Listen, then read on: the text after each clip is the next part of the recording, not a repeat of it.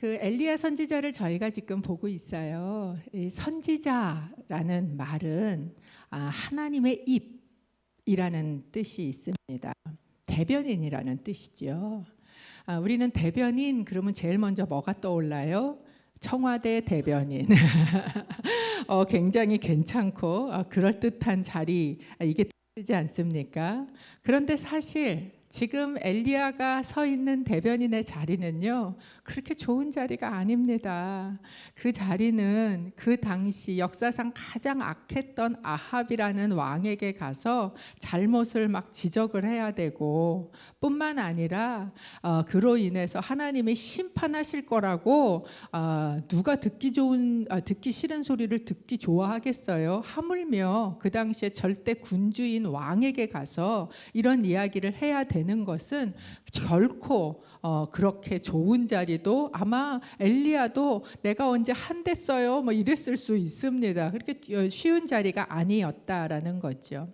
거기다가 그것을 지적하고 3년 반 동안 비가 오지 않을 것입니다 라고 이야기를 한다는 건 그 국민들한테도 공공의 적이 되는 그런 자리가 바로 이 엘리야가 서 있던 당시의 선지자의 자리였습니다.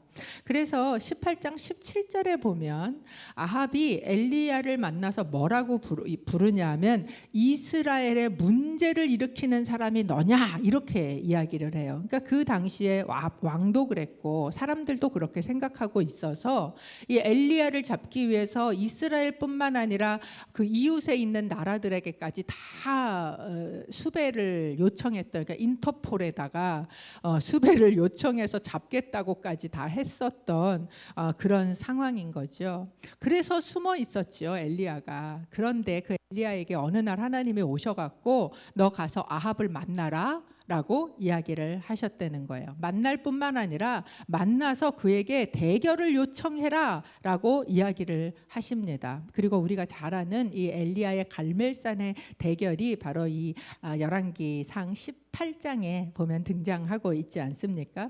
제가 이 장면을 볼 때마다 저한테 오버랩이 되는 장면이 있어요. 드라마나 영화나 이런 거 보시면 주인공이 혈혈단신 조폭들이 가득 차 있는 시커먼 공장이나 골목이나 뭐 이런 데 이렇게 가지 않습니까? 그래서 다 이렇게 들어가면 조폭 두목이 물어보잖아요. 혼자냐? 그러고 물어보면 어느 영화인가요? 싱글이다. 이렇게 대답했던 것 같은 뭐 그런 장면이 사실 이 엘리야의 갈멜산 사건에 저희가 보는 장면입니다. 무려 1대 850의 싸움이에요. 제가 어느 영화에서도 이렇게 많은 수와 혼자 싸우는 거는 본 적이 없는 것 같아요.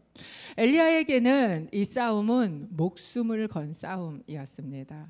바알과 아세라 선지자들에게도 이 싸움은 피하기가 어려운 싸움이었어요. 아마도 이 싸움이 열린다라는 것에 전국에 있는 기자들은 다 동원됐을 거고 카메라 다 설치하고 아마 전국에 생방송이 되고 있었던 그런 사건이지 않을까 생각합니다. 그리고 거기에 그 기사의 타이틀은 뭐예요? 이 대결의 타이틀은 누가 참 신이냐? 하나님이 참 신이냐 아니면 바알이 참 신이냐, 지금 이것을 가리는 대결이 거기에서 있는 거죠.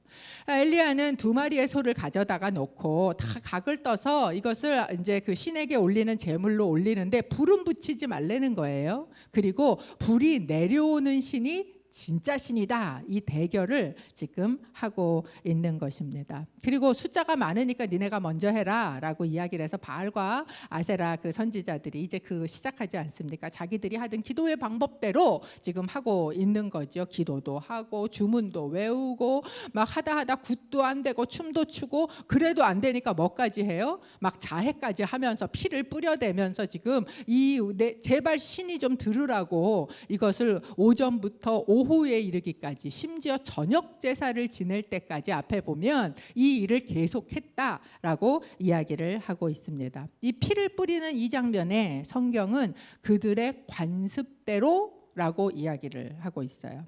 제가 지난주에 바알의 신앙에 대해서 뭐라 그랬냐면 얼마나 그 음란성이 뿌리 깊게 들어가 있는 신앙인지에 대한 이야기를 여러분에게 나눴습니다. 뿐만 아니라 오늘 말씀에 보면 이 18장에 보면 우상 바알 숭배에는 음란성뿐만 아니라 폭력성도 아주 밑에 깔려 있는 그런 신앙이었다라는 것을 알 수 있었던 것이에요. 사람이란 자기가 무엇을 섬기는가 하는 그 섬기는 대상을 닮아가게 되어 있습니다. 그 나라가, 이스라엘이라는 나라가 음란이 마구마구 퍼져가고 폭력성이 그렇게 일어났던 이유는 그게 단순히 하나의 흐름이나 문화여서가 아니라 그들이 섬기고 있었던 그들이 섬기고 있었던 신앙, 그 우상이 바로 이 음란과 폭력을 가지고 있기 때문에 그것이 거기에 그렇게 가득했다라는 걸 보여주는 거예요. 그러니 거룩하신 하나님이 보실 때 그 음란함을 어떻게 참으시겠어요? 평화의 왕이신 하나님이 보실 때 그 폭력성을 어떻게 참으시겠어요? 그러니까 하나님께서 3년 반이나 하늘을 닫고 비를 내리시지 않겠다라고 하셨던 거죠. 이 갈멜산의 엘리야의 대결은 엄밀히 들어가 보면 치고박는 싸움이 아니에요. 무슨 전쟁입니까? 기도의 싸움이구나라는 걸 저희가 알 수 있어요. 우리는 이 엘리야의 사건을 찬양으로도 만들어 부르고 뭐 또 설교도 얼마나 많이 들으셨습니까? 그러면서 우리 속에 이런 마음이 있잖아요. 야, 그 능력 있는 기도 나도 하고 싶다. 그렇게 응답받는 기도 나도 좀 하고 싶다. 이런 마음이 우리 가운데 있지 않습니까? 도대체 이 기도란 어떤 것이 진짜 능력 있는 기도냐? 어떤 것이 진짜 응답받는 기도냐 하는 것이에요.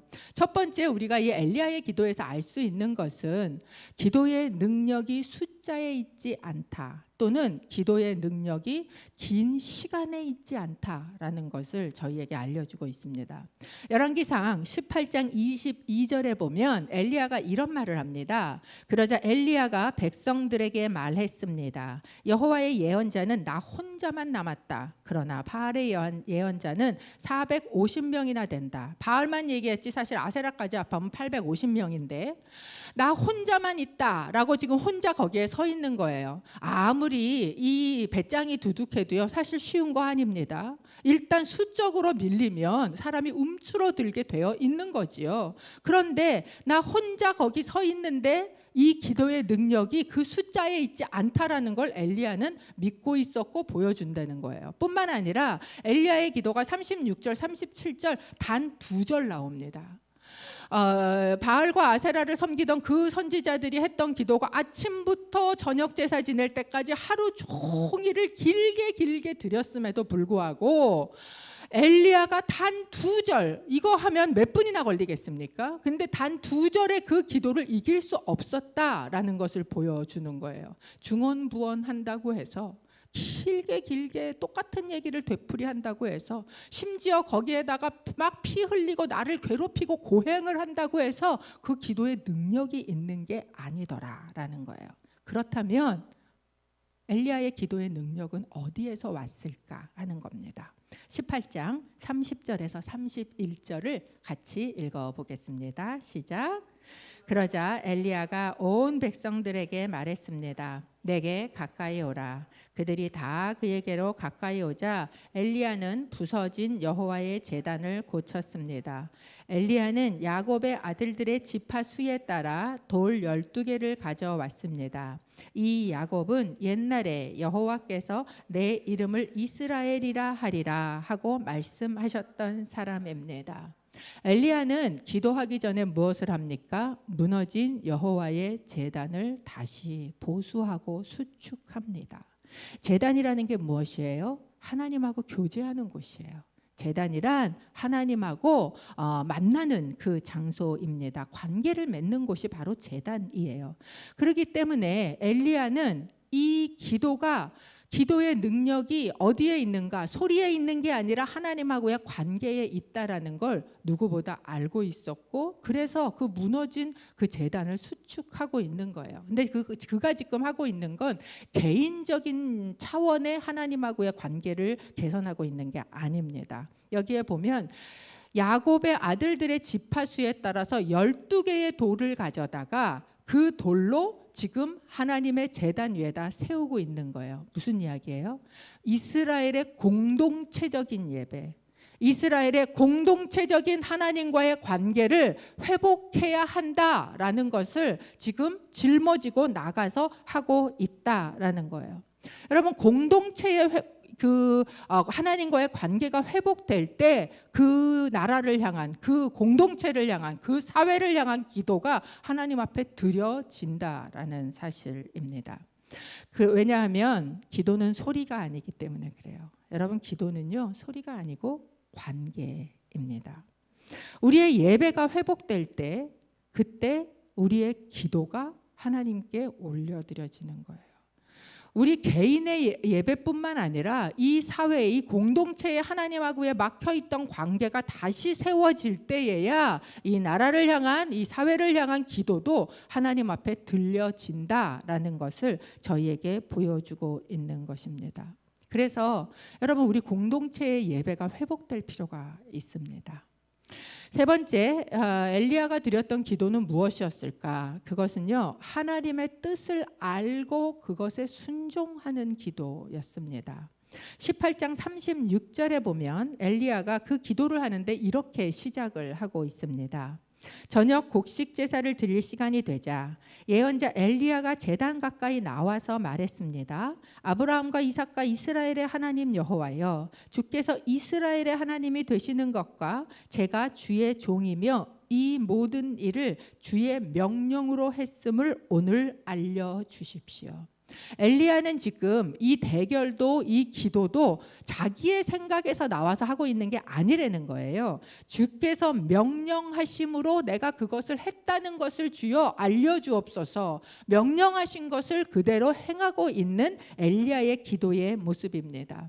여러분, 우리가 기도를 할 때 제일 많이 붙들고 하는 기도가 뭔지 아세요? 요한복음 15장 7절이에요. 거기 뭐라 그러냐면 너희가 원하는 것이 무엇이든지 구하라, 그러면 그대로 이루어질 것이다. 얼마나 좋아요. 막 무엇이든지 구해라, 그대로 이루리라. 이 말씀이 여러분 막 저절로 아멘이 터져 나오잖아요. 그런데 여러분, 이 말씀이 앞에 조건이 붙어 있다는 사실을 아십니까? 뭐라고 이야기를 하셨어요? 만일 너희가 내 안에 있고 내 말이 너희 안에 있으면. 그런데 우리는 이 뒷부분은 너무 좋아하는데 이 앞부분은 놓치고 있다라는 거예요. 여러분, 하나님의 뜻을 알고 하나님의 말씀이 내 안에 있고 그것을 하나님께 구하는 기도는요, 반드시 응답을 받습니다. 이 엘리야가 했던 기도예요. 이런 기도는 그것이 내가 볼 때 그게 가능성이 있냐, 아니면 그것이 전혀 불가능하냐, 아무 소용이 없어요. 그게 중요하지 않아요. 아니, 오히려 불가능해 보이면 불가능해 보일수록 하나님의 뜻이면 그것이 이루어질 때 하나님이 하나님 되심을 드러낸다는 거예요. 엘리야가 이 기도를 하는데 어떻게 합니까? 사람들에게 큰 항아리에다 물을 가득 채워갖고 갖고 와서 그 제단 제물에다 부으라 그러지요. 그래서 4통을 갖다 붓습니다. 한 번 더, 또 한 번 더. 그래서 모두 몇 통을 갖다 부어요? 어렵죠?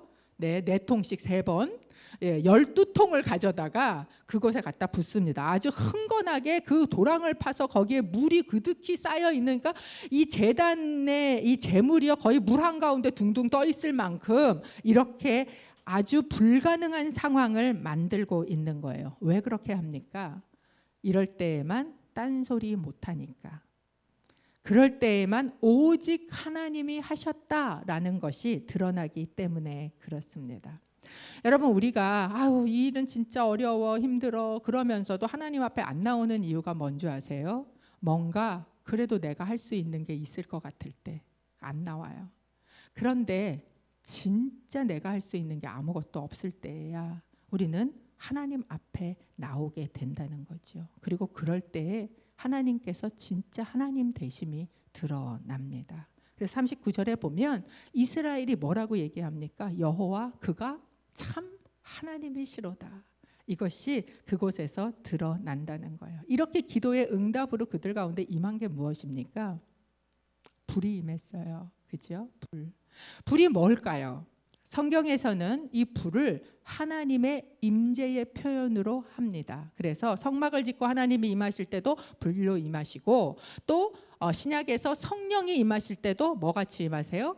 불같이 임하시는 것, 즉 하나님의 임재를 불로 우리에게 이야기하고 있어요. 그런데 성경은 이 불을 또 한 가지로 이야기합니다. 뭐라고 이야기하냐 하면, 불이란 우리의 더러움을 태우는 소멸하는 불이다라고 이야기를 하고 있습니다. 히브리서 12장 29절을 저희가 좀 함께 읽어볼까요? 함께 읽습니다. 시작. 우리 하나님께서는 태워 없애시는 불이시기 때문입니다. 하나님은 어떤 분이신가? 그분이 불처럼 임하실 뿐만 아니라 그 불은 우리 가운데 와서 무엇을 하시는가? 태워서 소멸하시는, 태워서 없애시는 일을 한다라는 것이에요. 여러분, 이스라엘에도 그랬듯이 저는 지금 우리에게도 이 여호와의 소멸하시는 불, 태워 없애시는 불이 필요하다고 생각합니다. 우리의 죄와 우리의 우상숭배와 우리의 위선과 우리의 탐욕과 우리의 기만과 우리의 교만을 태워버릴 여호와의 불이 우리에게 임해야 안 되는 거예요. 그럴 때 이 땅 가운데 가득한 이 음란함과 이 땅 가운데 너무나 가득한 이 폭력성이 정말 다 태워질 수밖에 없는 그 여호와의 불이 여러분 우리 가운데 필요하지 않습니까? 요새 나타나는 그 뉴스들을 보면요, 어쩜 그렇게 이런 폭력이 있을 수 있지?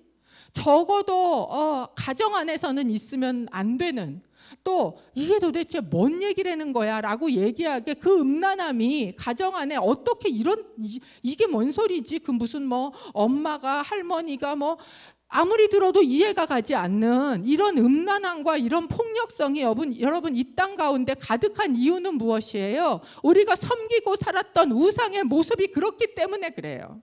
그리고 이것을 태울 것은 여호와의 불밖에 없는 것이에요. 정의와 공의를 그렇게 부르짖고 정치를 해도 여러분 드러나는 건 뭐예요? 그 속에 그 인간은 결국 죄와 탐욕 덩어리고 거짓의 덩어리구나라는 것밖에 드러내지 않잖아요.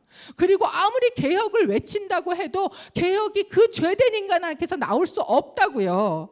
이 진짜 개혁은 어디에서 오는가? 여호와의 불이 임할 때에 그때 참된 개혁이 우리 가운데 임하는 줄로 믿습니다. 불이 필요한 거예요. 하나님의 뜻, 그것을 구하는 기도는 하나님의 불을 가져온다. 마지막으로 이 엘리야가 했던 기도의 특징은요, 믿음의 기도였다라는 것. 진짜 능력 있는, 우리가 그렇게 간구하는 그 기도는 믿음의 기도다라는 것을 저희에게 보여줍니다. 사실 이스라엘 백성에게 지금 진짜 필요한 건 뭐예요? 불이에요? 예? 물이에요. 지금 이스라엘 백성은요 3년 반 동안 비가 안 왔습니다. 그러니까 지금 불이 임했지만 아마 이스라엘 백성들한테는 다 우리한테 필요한 건 비야 이렇게 생각하겠지요. 그들에게 필요한 건 물이었어요. 그런데 지금 엘리야는 우리의 기도로 하나님의 불이 임하셨다면 기도로 물도 주실 거라고, 기도로 비도 임할 거라고 믿었다라는 사실이에요. 그래서 이 엘리야가요 왕에게 아예 믿음의 선포를 했습니다. 왕상 18장 41절에 보면 엘리야가 아합에게 이런 선포를 합니다. 같이 한번 읽었으면 좋겠습니다. 시작. 엘리야가 아합에게 말했습니다. 큰 빗소리가 들리니 이제 올라가서 먹고 마시시오. 여러분, 비란 하나님의 은혜와 축복을 의미합니다. 성경은 하나님이 어떤 분이신가? 이른 비와 늦은 비를 주시는 분이시다라고 이야기를 합니다. 그런데 여기에서 엘리야가 이 믿음의 선포, 아직 비가 오지 않지만 아합에게 이제 비가 올 것이니 두려워하지 말고 염려하지 말고 올라가서 먹고 마시시오라고 얘기할 때 아주 특이한 문장이 하나 그 가운데 들어갑니다. 41절에 보면 뭐라고 이야기해요? 큰 빗소리가 들리니, 큰 빗소리가 들리니. 아합도 이 빗소리를 듣지 못했고요. 옆에 있었던 종들도 이 빗소리를 듣지 못하고 아무도 못 들었어요. 그런데 오직 한 사람, 엘리야의 귀에만 들리는 빗소리가 있더라는 거예요. 이 빗소리는 도대체 뭐였을까? 지금 구름 한 점 없는데, 근데 엘리야는 지금 듣고 있어요. 뭐를? 빗소리를 듣고 있어요. 어떻게 엘리야는 남들이 듣지 못하는 그 빗소리를 들을 수 있었을까요? 우리는 생각합니다. 이렇게 진짜 뭔가 하나님이 하늘에서 꽝 하고 대단한 거를 우리에게 들려주시고 보여주시면 나도 그렇게 좀 순종하고 살 텐데 왜 나한텐 그런 걸 안 보여주고 안 들려주시지? 그런데 이게요, 갑자기 어떤 현상으로 엘리야에게 들려진 게 아니에요. 왜냐하면 하나님께서 이미 말씀하셨어요. 18장을 시작할 때 18장 1절에 보면 이렇게 이야기를 하셨습니다. 함께 읽어보겠습니다. 시간이 흘러 3년째 되는 해에 여호와의 말씀이 엘리야에게 임했습니다. 가서 아합을 만나거라. 내가 이 땅에 비를 내릴 것이다. 아합을 만나러 갈 때 하나님께서 이미 엘리야에게 무슨 말씀을 하셨습니까? 내가 비를 내릴 것이다 라고 말씀하셨어요. 엘리야는 이 말씀을 뭐 했냐면 믿었어요. 믿음으로 자기 속에 품었다고요. 그러니까 아합에게도 갔고 그렇게 순종하면서 뭐까지 했어요? 1대 850의 영적인 대결까지 벌릴 수 있었다라는 거예요. 여러분, 하나님의 말씀을 듣고 하나님의 말씀에 믿음으로 반응해서 순종하며 기도의 자리로 나가는 사람에게 하나님께서 들려주시는 게 있습니다. 들려주시는 게 때로는 시기를 분별해서 때를 분별하게도 하시고요. 때로는 일어나는 현상들이 많이 있지만 그 현상 속에 일어나는 본질이 뭐지? 라는 것을 보여주실 때도 있어요. 그렇기 때문에 기도하는 사람에겐 하나님께서 지혜와 계시의 영을 부어주신다라는 사실입니다. 왜냐하면 그것을 깨달아 볼 때 그때 그 사람이 기도의 자리에 나갈 수 있기 때문에 그래요. 여러분, 그런 경험 혹시 있으세요? 내가 막 기도할 때는 막 하나님이 막 이렇게 하실 것 같아요. 그렇지, 이게 하나님의 뜻이지. 눈 뜨고 보면 아무것도 없네. 그럼 갑자기 기도할 때 들었던 믿음이 어디 갔는지 온데 없이 싹 사라지고, 예전에 하 목사님이 눈 감으면 천국인데 눈 뜨면 지옥이고 뭐 이런 경험을 사실 기도하면서 우리가 하지 않습니까? 그런데 이렇게 눈을 감으면 하나님이 하시는 게 보이는 것 같고 들리는 것 같은데 눈을 뜨면 구름 한 조각 없는 이 상황을 볼 때 우리는 무엇을 해야 하는가? 그때 믿음으로 기도해야 된다라는 사실입니다. 여러분, 이렇게 얘기하실 수 있어요. 하나님이 말씀도 하셨고 하나님의 뜻이라면 하나님이 하실 텐데 뭘 굳이 기도를 해야 되나?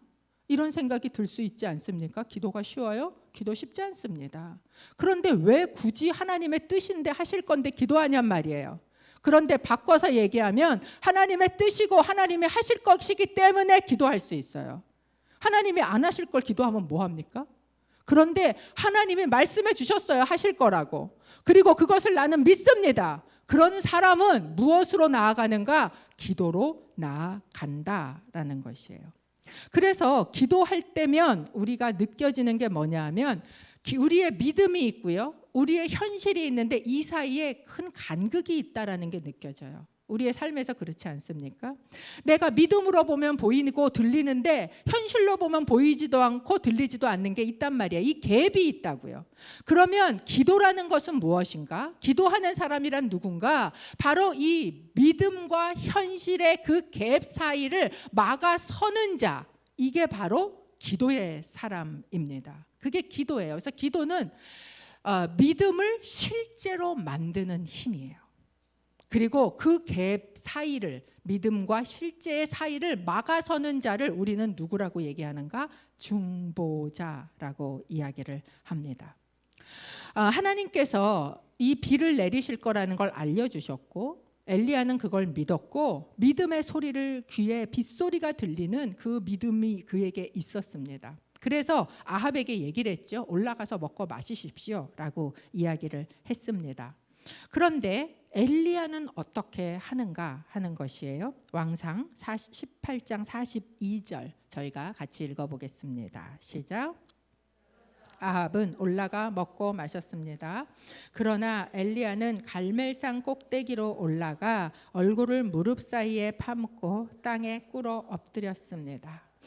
저는 아합에게 이제 올라가 먹고 마시십시오라고 이야기하는 것은 지금 오늘 하루 종일 이 아합도요 제대로 앉아서 식사 못한 거예요. 뭐 보느라고? 1대 850 싸움 보느라고 아무것도 못 먹고 이제 하루 종일 저녁이 된 거 아닙니까? 그러니까 올라가서 이제 왕이시여 식사를 하십시오라고 이야기를 합니다. 근데 그러고 나서 등장하는 단어가 그러나라는 단어였어요. 제가 이 그러나라는 단어를 보는데 마음이 아팠습니다. 여러분 피곤하면 아합이 더 피곤해요? 엘리야가 더 피곤해요? 지금 이 1대 850의 영적인 전쟁을 하고 나서 엘리야는요 영적으로도 너무 피곤했을 것이고 육적으로도 말할 수 없이 힘들었을 거란 말이죠. 하루 종일 그도 아무것도 먹지 못했어요. 그런데 이 엘리야가 그러나 그는 아합과 함께 올라가서 먹고 마시는 게 아니라 어디로 갑니까? 갈멜산 꼭대기로 올라가고 있는 모습을 보여주십니다. 여러분 우리 안에 하나님의 뜻이 분별될 때가 있어요. 하나님의 뜻이 분별되고 들려지시면 그것은 하나님이 하실 일을 알려주시는 이유는 무엇인가? 바로 중보의 자리, 기도의 자리로 부르시기 위해서입니다. 하나님께서 아브라함에게 나타나서 내가 이제 할 일이 뭐냐면 하고 알려주셨어요. 내가 소돔을 이제 멸망시킬 거야 라고 이야기를 하셨어요. 떠나셨어요. 그런데 아브라함이 그러실 거구나. 그리고 돌아가서 먹고 마신 게 아니라 아브라함이 뭐 합니까? 하나님 앞에 나가서 씁니다. 뭐 하려고? 중보기도 하려고. 하나님께서 중보기도 하는 자에게 알려주시는 것이 있다는 거예요. 그러니까 하나님이 알려주시는 자는 중보의 사명이 있는 거고요. 반대로 말하면 내가 중보기도를 해야지라고 하나님 앞에 앉으면요, 하나님께서 지혜와 계시의 영으로 우리에게 들려주시고 알려주시는 게 있다라는 사실입니다. 여러분 지혜와 계시의 영을 구하십니까? 중보기도의 자리에 나아가 보세요.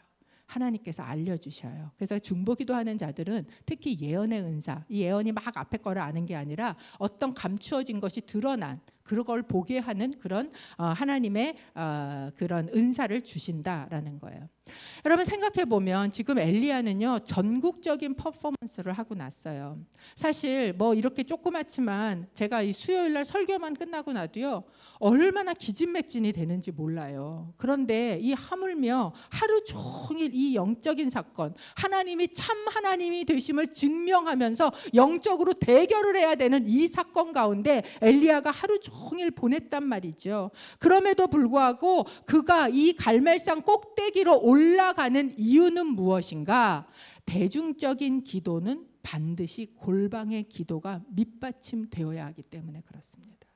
여러분 우리가 앞에서 기도할 수 있고 다 할 수 있는데요, 이게 그만큼의 그거보다 더 큰 힘으로 골방의 기도가 있지 않으면 어느 순간에는 뛰쳐나가서 꼬꾸라져 버리는 거예요. 그래서 반드시 개인의 골방의 기도가 뒷받침되어져야 한다라는 거예요. 아무도 없는 곳, 조용한 곳, 하나님하고 나만 독대할 수 있는 곳. 엘리야는 그런 사람이었어요. 지난번에 죽은 아이를 끌어안고 엘리야는 어디로 올라갔어요? 다락으로 올라갔잖아요. 그는 이 문제가 큰 문제가 됐던 작은 문제가 됐던 어떤 문제가 됐던 개인적인 문제가 됐던 나라의 문제가 되었던 이 문제를 끌어안고 어디로 가는 사람이에요? 하나님하고 독대하는 자리에 나아가고 올라가는 사람이었다라는 것을 알 수 있습니다. 올라가서 무엇을 합니까? 무릎 사이에다가 머리를 박고 기도했다라고 이야기합니다. 제가요 이걸 한번 해보려고 얼마나 애를 썼는지 몰라요. 허리가 아파 죽겠더라고요. 잘 안 돼요. 제가 꽤 유연한 편에 속하는데도 불구하고 안 되는 거여서 내가 허리가 길어서 안 되나. 그러면서 해보면서 느낀 거 하나는 뭐냐 하면 엘리야는 절대 배가 나오진 않았구나. 절대 배가 나온 사람은 무릎 사이에 머리가 들어갈 수가 없습니다. 제가 해보면서 근데 하나 느껴진 건 뭐냐 하면 그나마 이 자세랑 가장 비슷하게 가려면 무릎을 꿇고 엎드리는 거예요.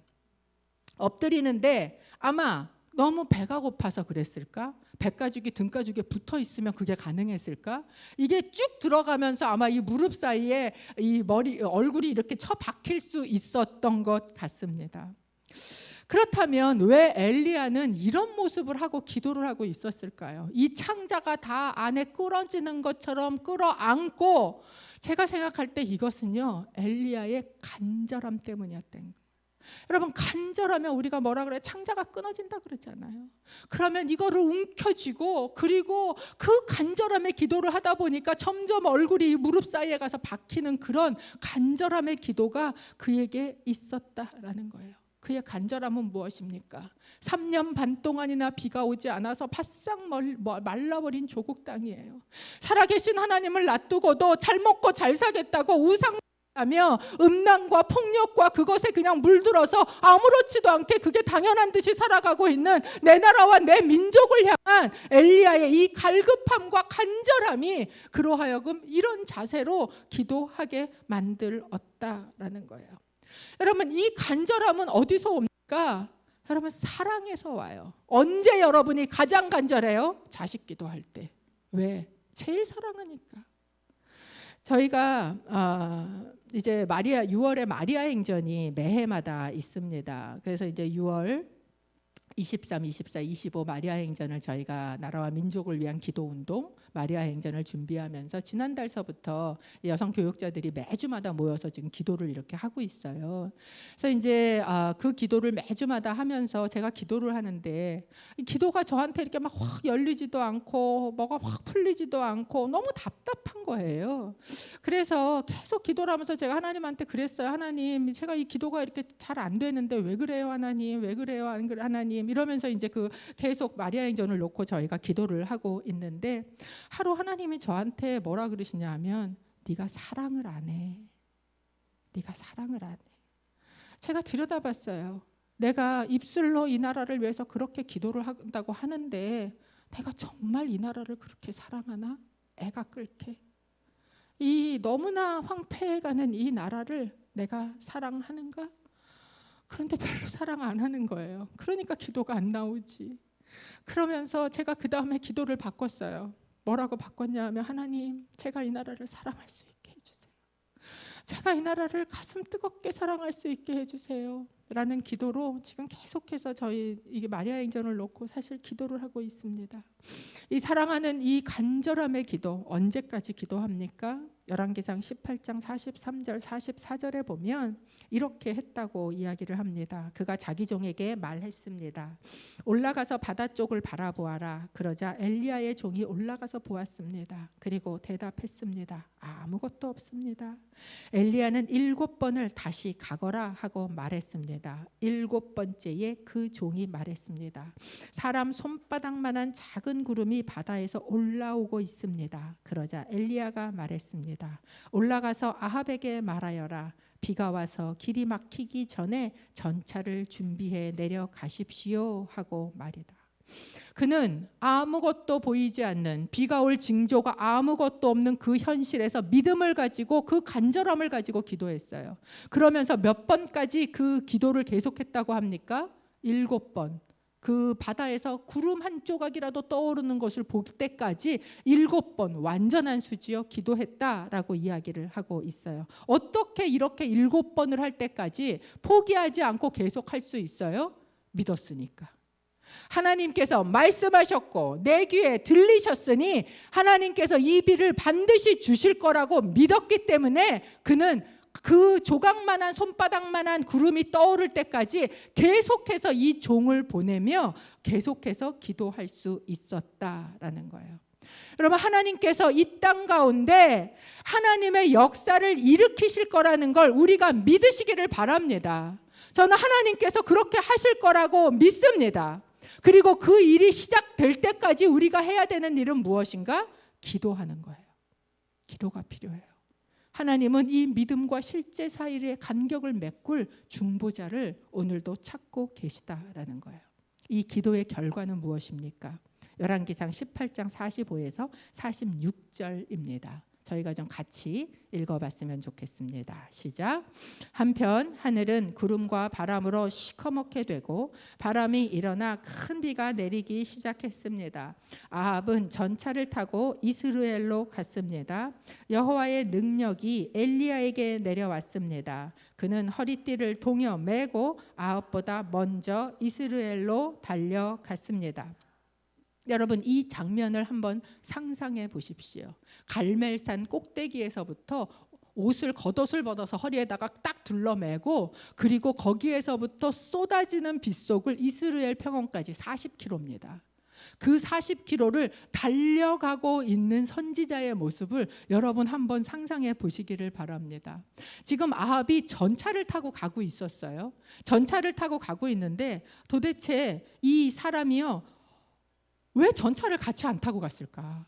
이제 비가 쏟아지면 할 거 다 했으니까 왕하고 같이 가면서 이것 보세요. 그러면서 이제 왕한테 하나님이 이런 분이에요. 이러면서 할 수 있잖아요. 전차 속에서. 그런데 왜 엘리야는 전차를 안 타고 도대체 그 산에서부터 40km가 되는 그 길을 산에서부터 그 평야까지 비를 맞아가면서 마구마구 달려가고 있었을까 하는 것이에요. 여기 보니까 46절에요. 달려간 이유가 이렇게 나와요. 여호와의 능력이 엘리야를 덮었기 때문이다 라고 이야기를 하고 있어요. 제가 이 장면을 보면서 이 한 영화를 만들면 영화의 엔딩씬, 너무 멋있는 장면이잖아요. 막 쫙 장대비가 막 쏟아지는데 이 엘리야가, 털이 많은 엘리야가 그냥 그 비를 맞아가면서 그 전차보다도 빠르게, 처음엔 뒤쫓아 갔을 거예요. 근데 전차를 지나서 그 앞으로 마구 비를 튕기면서 달려가고 있는 이 모습이 얼마나 가슴 벅차고 정말 뛰는 거예요. 근데 왜 달렸는가? 여호와의 능력이 임하니까 달릴 수밖에 없었구나. 너무 벅찬 거예요. 이 쏟아지는 비가 내가 기도했던 그 기도에 하나님이 응답하셔서 이 땅 가운데 해갈하시며 내리시는 이 빗줄기가 너무너무 벅찬 거예요. 그러면서 나를 막 머리끝서부터 발끝까지 하나님의 영이 사로잡는 경험을 하는 겁니다. 그러니까 어떻게 앉아 있어요? 어떻게 그럴듯하게 앉아갖고 하나님 진짜 비를 주시네 감사합니다 이러고 있겠습니까? 뛰쳐나가는 거예요. 밖으로 달려나가는 겁니다. 저는 이 대한민국 땅 안에 하나님께서 이런 부흥을 주시기를 기도합니다. 하나님께서 하시고 싶으세요. 뭐가 없어요? 이 믿음의 말씀에서 실제를 이루어낼 간격을 메꿀 중보자가 없으시다는 거예요. 여러분, 사실 한국은 이런 부흥을 경험했어요. 저 여의도에서 수만 명의 사람들이 모여서 벌떼처럼 모여서 하나님을 부르짖고 이 땅 가운데 얼마나 하나님이 불을 내리셨습니까? 천막을 치고 교회를 지어도 부흥을 하고요. 정말 너무나 많은 사람들이, 우리 부모님 세대의 사람들은요, 그 수많은 사람들이 병이 낫고 성령의 은사가 마구마구 일어나는 걸 경험했습니다. 부흥의 역사가 있었어요. 그리고 그런 부흥의 역사에 성령의 능력이, 하나님의 능력이 덮으니까 사람들이 그냥 있을 수 없으니까 어떻게 했어요? 선교지로 뛰쳐나갔어요. 그래서 여러분, 전 세계에서 미국 다음으로, 아니 인구 밀도당은 세계 1위의 선교사를 파송하는 나라가 대한민국이 된 거예요. 전 세계에서 이렇게 조그만 나라가 왜? 이 능력이 임하니까 가만히 있을 수 없어서, 그래서 밖으로 뛰쳐나가는 사건이 대한민국 가운데 일어났다라는 사실입니다. 그런데 왜 지금은 그 부흥 다 잊어버리고 바싹 말라버린 이스라엘처럼 다시 이 마른 상태가 되었는가 하는 것입니다. 여러분, 저는 이 대한민국 안에 하나님께서 이 바싹 말라버린 이 나라에 그 부흥의 빗줄기를 쏟아 부으시기를 원하신다고 믿습니다. 그것을 위해서 먼저 와야 되는 게 있어요. 하나님의 불이에요. 소멸하는 불.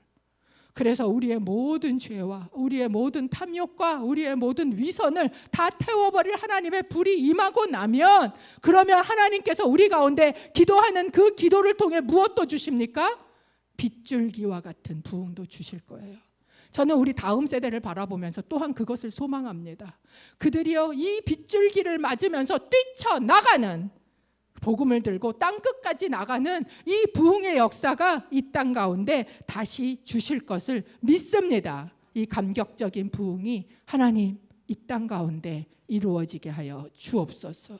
그것을 위하여 이 간격을 메꾸고 그 갭 사이에 서는 하나님 중보자가 우리가 되게 하여 주시옵소서. 이 고백을 여러분 함께 하시면서 저와 함께 부흥이라는 찬송 있지요. 이 땅의 황무함을 보십시오. 바싹 말라버렸습니다.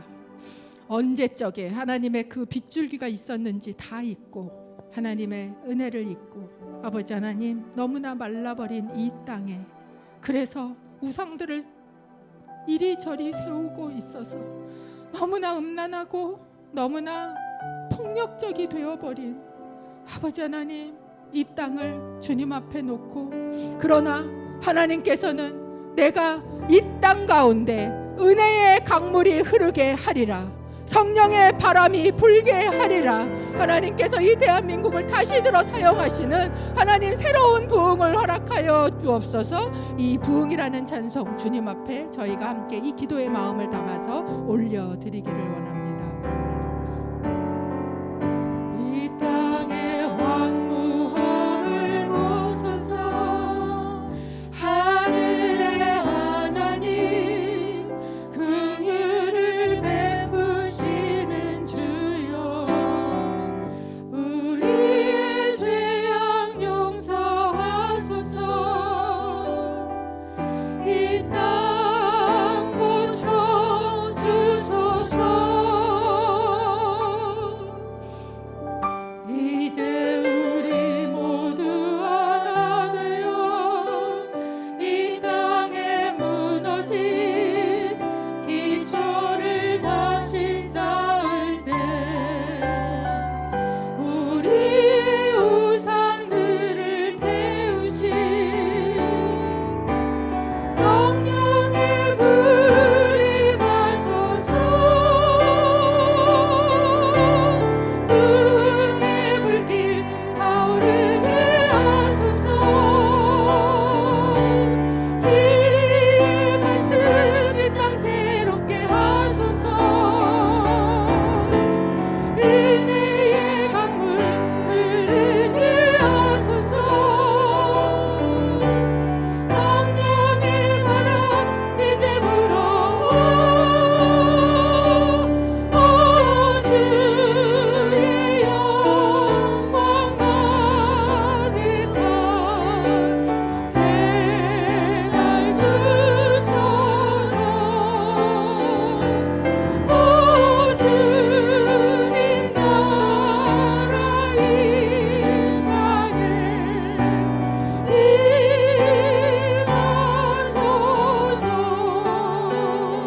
임하소서. 저희가 같이 기도할 때 첫 번째 하나님의 소멸하는 불을 이 가운데 임재하여 주옵소서. 우리 안에 하나님하고의 관계가 다시 수축되어지게 하시고 그로 인하여 하나님의 소멸하시는 불이 우리 가운데 임하사 아버지 하나님 대신하여 쌓아놓았던 우상들이 다 그 불 안에서 태워지게 하여 주옵소서. 아무리 정의를 외치고 공의를 외쳐도 우리 가운데 아버지 하나님 그 공의도 그 정의도 없습니다.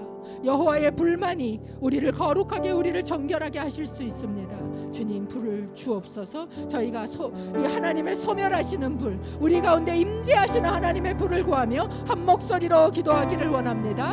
하나님 아버지 그렇습니다. 우리가 주님 앞에 엎드려 하나님의 불을 구하며 기도합니다. 아버지 하나님 이 땅에 이 가득한 우상숭배가 아버지 우리 안에 있습니다. 어떻게 하면 내가 잘 먹을까? 어떻게 하면 내가 잘 살까? 어떻게 하면 내가 즐거울까? 어떻게 하면 내가 아버지 하나님은 없고 아버지 나만 세워졌던 아버지 이 우상들이 주여 예수 안에서 불타 없어지기를 기도합니다. 하나님의 임재의 불을 허락하여 주시옵소서.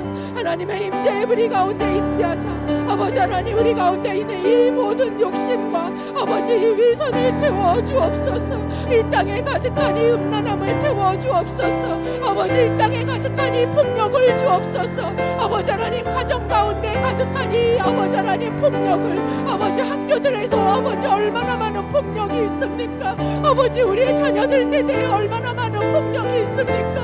아버지 하나님 이것을 가로막고 이것을 없앨 것은 무엇으로 할 수 있습니까? 법을 세운다고 하겠습니까? 아버지 하나님 교화를 한다고 하겠습니까? 아버지, 오직 여호와의 불밖에는 이것을 태울 것이 없습니다. 이것을 바꿀 것이 없습니다. 아버지, 이 땅에 가득한 음란과 폭력을 그냥 보지 마옵소서. 아버지 하나님, 하나님의 불이 가운데 임하여서 그 소멸하는 불이 주여 아버지 하나님 이 땅 가운데, 특별히 우리 다음 세대 가운데 만연해 있는 이 아버지 하나님 우상과 아버지 하나님 이 음란과 아버지 이 폭력을 주여 아버지 하나님 태우시는 소멸하시는 분이 주여 임하게 하여 주시옵소서. 우리 가운데 여호와의 불을 구합니다. 주여 엘리야가 아버지 하나님 믿음으로 그 가운데 나아가서 기도한 것처럼, 하나님의 뜻을 아버지 하나님 구하며 기도한 것처럼 아버지 하나님 우리도 기도로 그 가운데 나아가오니 여호와여, 여호와의 불을 임하여 주옵소서. 하나님은 이 더러움을 참아보실 수 없으시며 하나님은 이 약함을 참으실 수 없는 분이심을 믿습니다. 주여, 내가 거룩하니 너희도 거룩하라 하셨는데 아버지여, 이 땅 가운데 주의 거룩함을 주옵소서. 소멸하는 불을 주옵소서. 주여 태우소서. 우리의 자녀들의 학교마다 아버지 하나님 참여하여 주옵소서. 아버지, 음란으로 아버지 하나님 물들어가 버린 우리의 자녀 세대를 주여 태우소서. 아버지, 가정들마다 새롭게 하옵소서. 주여, 주님 앞에 올려드리며 기도하오니 우리가 하나님을 대신하여 세웠던 우상들이 주여 주님 앞에 다 태워지는 은혜가 임하게 하여 주시옵소서. 두 번째, 저희가 기도하기 원하는 것은 하나님, 이 말라버린 땅을 흠뻑 적실 부흥의 비를 주옵소서.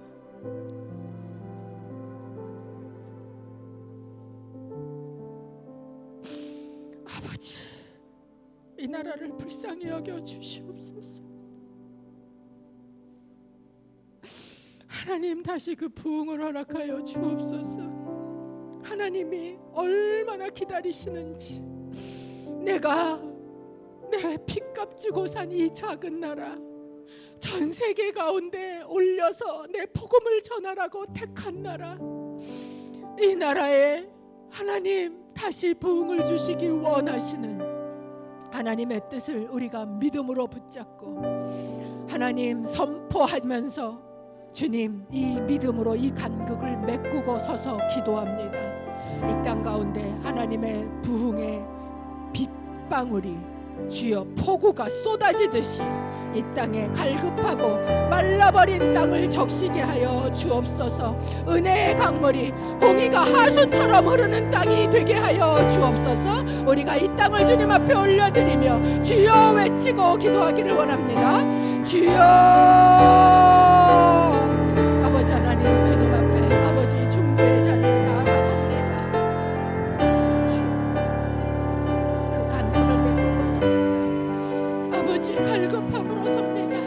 내 안에 이 나라를 향한 사랑이 없습니다. 아버지, 사랑을 주옵소서. 이 나라를 쳐다보며 안타까운 마음을 주옵소서. 말라버린 조국 땅을 향해서 아버지 하나님, 창자가 끊어지듯이 구부리고 기도할 수밖에 없었던 아버지, 그 엘리야의 갈급함이 우리 가운데 있게 하여 주옵소서. 아버지 하나님, 언제까지 아버지 하나님 내 문제에 침잠해 있겠습니까? 아버지, 이 나라와 이 민족을 향한 하나님의 그 아픈 마음을 오늘 내 마음으로 품고 주여 아버지 하나님, 창자가 끊어지는 마음으로 아버지여 구부려 엎드려 주님 앞에 엎어져 기도하는 자가 되기를 원하나이다. 아버지, 말라버린 이 땅, 주여 말라버린 이 땅 가운데 하나님 부흥의 빗줄기를 부으시기 원하시는 줄로 믿습니다. 주여 아버지 하나님, 그래서 우리가 그냥 있는 자가 아니라 하나님의 능력으로 달려가는 자가 되게 하여 주옵소서. 달려가는 자가 되게 하여 주옵소서. 아버지 하나님, 그렇게 기도하다가 선교지로 뛰쳐나가는 자가 되게 하여 주옵소서. 아버지, 우리 안에 그 마음을 주옵소서. 아버지, 이 땅 가운데 하나님의 빗줄기가 부어지게 하여 주옵소서. 아버지, 하나님, 엘리야가 말라버린 그 나라를 바라보며 창자가 끊어지듯 구부리며 애타했던 그 갈급함이, 그 간절함이, 하나님, 저는 이 나라를 보며 없습니다. 아버지, 그러나 그것은 하나님의 마음 아닙니까? 하나님께서는 이 나라의 이 갈급함에 그 빗줄기를 쏟아 부으시기를 원하시는 줄로 믿습니다. 주님, 하늘의 불을 우리 가운데 임하사 주님, 이 땅에 가득해버린 이 우상, 아버지, 이 땅에 가득해버린 이 음란, 아버지 하나님, 가정들마다, 우리 자녀들 학교들마다 연이어 나오는 이 폭력, 주여 참아보지 마시고 당신의 불로 임하셔서 태워 주옵소서. 아버지, 법으로도 교육으로도 되지 않고 오직 여호와의 불로만 되는 줄로 믿습니다.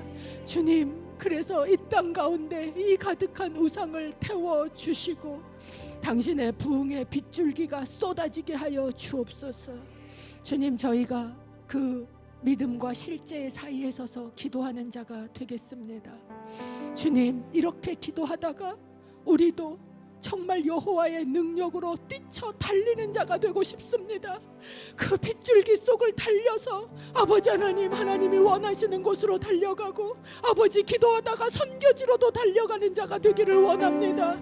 주여, 그 부흥이 이 땅 가운데 다시 일어나도록 주님, 우리로 하여금 기도하는 자 되게 하여 주옵소서.